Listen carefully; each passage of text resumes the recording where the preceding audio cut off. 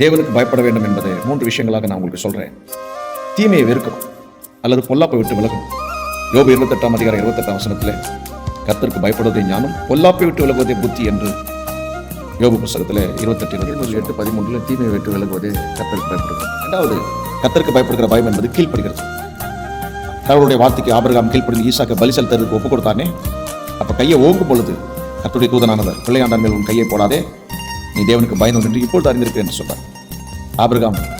ஆபிரகாமுடைய கீழ்ப்படித்தல் அதை கர்த்தருடைய தூதனானவர் எப்படி சொல்றார்? நீ தேவனுக்கு பயந்தவன் என்று இப்பொழுது நான் அறிந்திருக்கிறேன். கீழ்ப்படுகிறது தான் கர்த்தருக்கு பயப்படுகிற பயம். ரோமர் 11:20 மேட்டிமை சிந்தியாராமல் பயந்து என்று சொல்லப்பட்டிருக்கு. யூதர்கள் மேட்டிமையில விழுந்து போயிட்டாங்க. புறஜாதிகள் நாம தாழ்மையா இருக்கணும்.